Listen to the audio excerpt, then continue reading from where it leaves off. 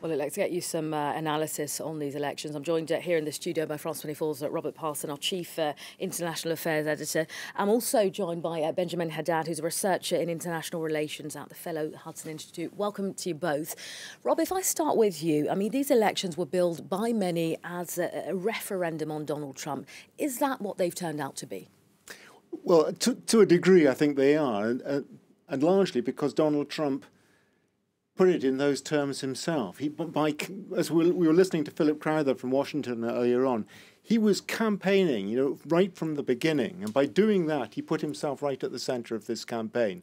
Now, it's true that in the last few days, he sort of backed off from that and said, this is not about me, this is about the candidates. But already, we've seen since the count has started to come in that he is claiming a victory for himself. And I think as much as anything else, he's doing that out of relief now, because there was a feeling, I think, in the Republican Party that things could have gone much worse than they actually have done. They've stood their ground in the Senate, and there was a fear there that perhaps things could slip if there really was a Democratic wave, a blue wave, as they put it, in the House, that could spill over into the Senate as well. It didn't happen. We saw quite a big swing in the House of Representatives, but it didn't happen in the Senate for a variety of different reasons. So I think to a degree this was definitely about Donald Trump. And certainly if you listen to the people coming out of the voting booths in the exit polls, they thought it was about Donald Trump.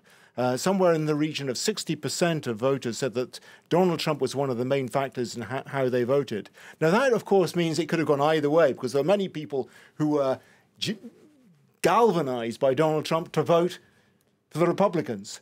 But it seems that an even larger percentage of people were galvanized to vote for the Democratic Party. And I think the most important area was in municipal and suburban areas which have been traditionally Republican, swinging away from Donald Trump because of his confrontational, almost demagogic style. I mean, let's bring you in, Benjamin Haddad, because, of course, as Rob said, this blue tsunami didn't happen. Can we nonetheless see what happened in these US midterm election as a steady momentum building for Democrats ahead of the 2020 presidential elections? Well, I mean, it's certainly good news for Democrats in the House of Representatives. It will give them the ability to block Donald Trump's legislative agenda. It will most likely lead to institutional paralysis rather than compromise. The U.S. system is generally built on these bipartisan compromise, reaching out to the other side of the political aisle to push legislation. But over the last decade, it's been generally paralysis when we've seen these Republicans were obstructionists against Barack Obama. But I think Democrats still face an uphill battle and a lot of challenges in the 2 years to come.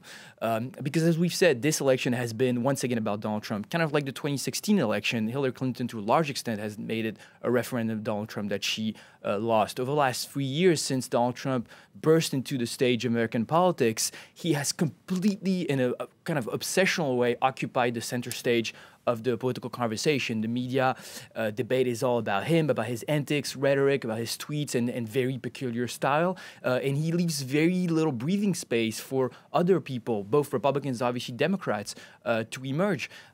Democrats have successfully made this a referendum. It's not a blue wave, but they've made this a referendum on him, his policies, and his style for the House of Representatives. But we haven't seen something comparable to 1994, for example, when Republicans regained control of the House against Bill Clinton. At the time, Newt Gingrich, who became Speaker of the House, also had an agenda that he promoted, a very conservative agenda. He called that the Contract to America. He promised 8 reforms that Republicans would push. We didn't really hear this from Democrats in this campaign. They will need more to regain control of the White House. They will need to push a positive agenda. They will need to have new faces emerge. We've talked about Nancy Pelosi, who is going to be the Speaker of the House for the second time. She's 80. Some of the key figures on the Democratic side, like Joe Biden, former Vice President, Bernie Sanders, a very popular figure, are 75, 78. I mean, let's stay with that idea, because I think it's interesting, this whole idea of a referendum on Donald Trump. I mean, Rob, if I come back to you, it has to be said there were record turnouts. I mean, talk of that kind of turnout not being seen since the 60s. Is that, again, a reflection on people coming out to vote on what's an incredibly divisive president? I think almost certainly, yes. And as I was saying earlier on, a lot of people voted because they've been galvanized in favor of Donald Trump. But just as many, if not more, were galvanized to vote against him. That is certainly a fact, and we've seen it in the large number of women who voted, the large number of young people who voted. We don't have precise figures yet, but all the signs are that millions more voted. There is a level of activism in the United States now which we haven't seen for decades. How that is going to play out down the road is going to be what's interesting over the next 2 years. Because what happens inside Congress is going to be immensely important. How it plays out, because as we were just discussing, there clearly is going to be a confrontation between the President and the House of Representatives. Nancy Pelosi has been saying she doesn't want it to be partisan. She wants it to be cooperation. The Americans had enough division. But the reality is Donald Trump is not the sort of person who's going to back away from confrontation. We're going to see it. So will that result in a swing further away from Donald Trump as people say, this is too much, we don't want any of this demagoguery, we want cooperation? Or are they going to blame, in a situation like that, the Democrats in the House for getting in the way of the president who was duly elected, who has a political agenda, and preventing him from seeing it through? It's not clear at this stage who the electorate is going to blame.